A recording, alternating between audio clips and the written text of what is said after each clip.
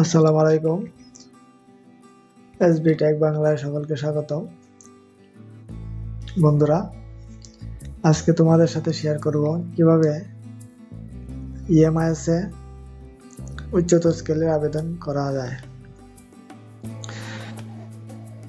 বেসরকারি এমপিওভুক্ত শিক্ষকগণ 10 বছর পূর্তিতে একটি উচ্চতর স্কেল পায়। সেই উচ্চতর স্কেলের আবেদন কিভাবে করতে হয় সেটা আজকে আমরা দেখব। তাহলে প্রথমে আমরা একটা ব্রাউজার ওপেন করব। আমি গুগল ক্রোম ব্রাউজার ওপেন করলাম। আমি এখানে সার্চ বারে লিখব ইএমআইএস। সার্চ বারে আমি লিখলাম ইএমআইএস। ইএমআইএস সফটওয়্যার ওপেন হলো। এখানে ইউজার আইডি এবং পাসওয়ার্ড দিতে হবে। প্রতিষ্ঠানের ইউজার আইডি এবং পাসওয়ার্ড, ইউজার আইডি এবং পাসওয়ার্ড দিয়ে এখানে সাইন ইন করতে হবে। সাইন ইন করার পরে এরকম একটা পেজ আসবে। এরকম একটা পেজ আসলে এখানে এমপিওতে ক্লিক করতে হবে। এমপিওতে ক্লিক করার পরে এখানে আছে আপার গ্রেড। এখানে আপার গ্রেড আমি ক্লিক করব। আপার গ্রেডে ক্লিক করার পরে এরকম একটা পেজ ওপেন হবে। এরকম পেজ ওপেন হওয়ার পর আমি এখানে ইন্ডেক্স নাম্বার দিব। এখানে যার যে ইন্ডেক্স নাম্বারটা আছে সেই ইন্ডেক্স নাম্বারটা এখানে দিতে হবে।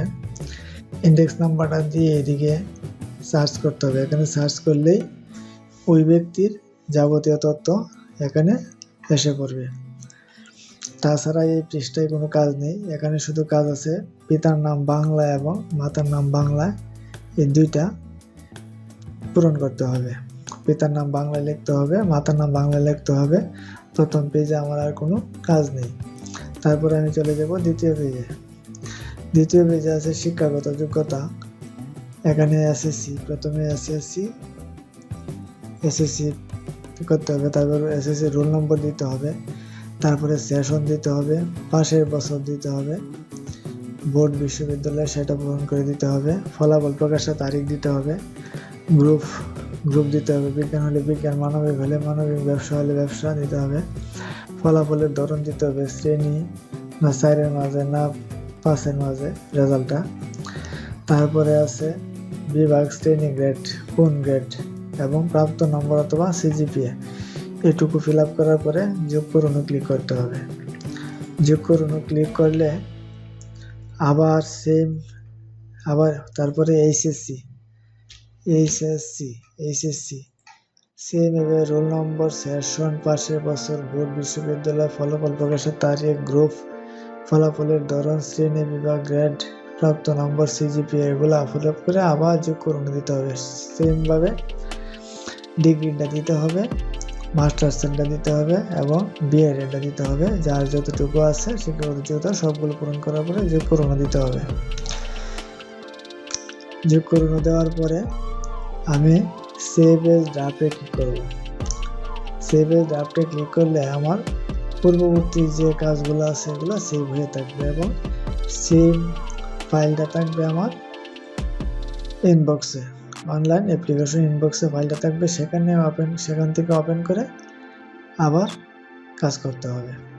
আমার দ্বিতীয় ধাপ যদি শেষ হয়ে যায় আমি চলে যাব তৃতীয় ধাপে। তৃতীয় ধাপে আছে প্রত্যাশিত গ্রেড। প্রত্যাশিত যার যে গ্রেডটা আছে, যদি 10মে থেকে থাকে নবমে হবে, যদি নবমে থাকে 8ম হবে। যার যে গ্রেডটা আছে সেটা পূরণ করে দিতে হবে। প্রত্যাশিত গ্রেডের ধাপটা পূরণ করে দিতে হবে। এছাড়া এই জায়গায় আর কোনো কাজ নেই। এখানে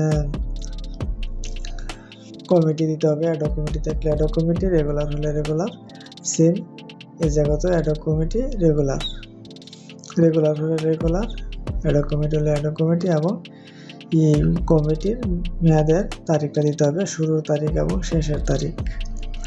তারপর প্রথম এমপিও তারিখটা এখানে দিতে হবে। তারপর প্রতিষ্ঠানের সর্বশেষ স্বীকৃতি মেয়াদ হইতে শুরু এবং শেষ, স্বীকৃতি মেয়াদটা কবে শুরু হয়েছে এবং কবে শেষ হবে সেই তারিখটা এখানে দিতে হবে।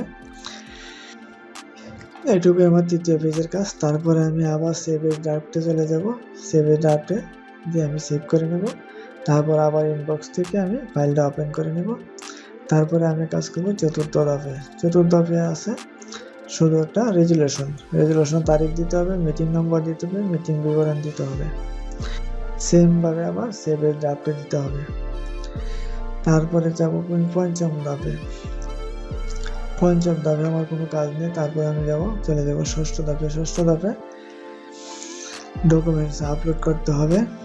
প্রথমে আছে এসএসসি সার্টিফিকেট, এখানে স্ক্যান করে এসএসসি সার্টিফিকেট দিতে হবে।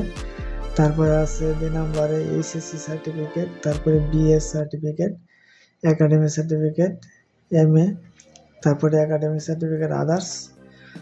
এই জায়গায় যদি হিন্দু ধর্ম থাকে তাহলে হিন্দু ধর্মের যে সার্টিফিকেটগুলো এখানে আদার্সে দেওয়া যাবে। যদি আইসিটির হয় আইসিটিটা দিতে পারবে, যার জন্য যেটা প্রযোজ্য। তারপরে বিএড সার্টিফিকেট দিতে হবে, জয়েনিং লেটার দিতে হবে, ইনস্টিটিউট হেড ফরওয়ার্ডিং দিতে হবে, টিচার স্টাফ স্টেটমেন্ট দিতে হবে, লাস্ট স্বীকৃতি দিতে হবে, রেজুলেশন দিতে হবে, এক্সপিরিয়েন্স সার্টিফিকেট মানে অভিজ্ঞতার সনদপত্র দিতে হবে, প্রফেশনাল সার্টিফিকেট পেশাগত সনদ দিতে হবে, ফিল আপ কারেকশন ফর্ম আছে সেটা দিতে হবে এখানে, নন ব্যাক অফ সার্ভিস সার্টিফিকেট এখানে দিতে হবে, অ্যাপয়েন্টমেন্ট লেটার দিতে হবে, রিলেটেড এমপিও কপি দিতে হবে, ফার্স্ট এমপিও লাস্ট এমপিও, এবং যদি বিএড হয়ে থাকে তো বিএড স্কেলের এমপিও কপিটা। তারপরে অ্যাপ্রুভাল লেটার, প্রেজেন্ট এসএমসি বর্তমান এসএমসি কমিটির কাগজটা দিতে হবে। আদার্স ডকুমেন্ট যদি থাকে দিবে, না থাকলে প্রযোজনে লিখে দিলে চলবে।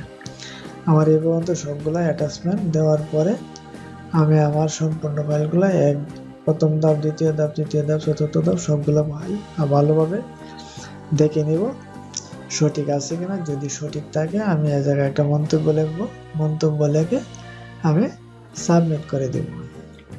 আমার সাবমিট করা পর্যন্তই কাজ। সাবমিট করার পরে আমার ফাইলটা চলে যাবে উপজেলায়। তখন আমি ফাইলের অবস্থান দেখতে পারবো অ্যাপ্লিকেশন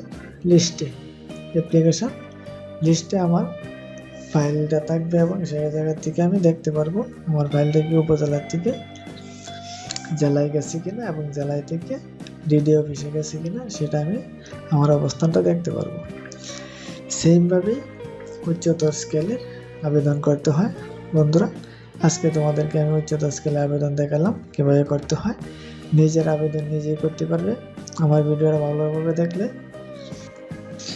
অন্য কারো কাছে যেতে হবে না, কাউকে দিয়ে এই আবেদনটা করাতে হবে না। নিজের এমপিও নিজের উচ্চতর স্কেলে আবেদন নিজেই করা যাবে। তারপরে যদি কারো কোনো সমস্যা হয় আমাকে ইনবক্সে জানাবে, আমি অবশ্যই সমাধান করার চেষ্টা করব। আমার চ্যানেলে যদি নতুন হয়ে থাকো আমার চ্যানেলটা অবশ্যই সাবস্ক্রাইব করে রাখবে যাতে পরবর্তী ভিডিও নোটিফিকেশন পেয়ে যাও। আজকে এ পর্যন্তই। থ্যাংক ইউ, ধন্যবাদ।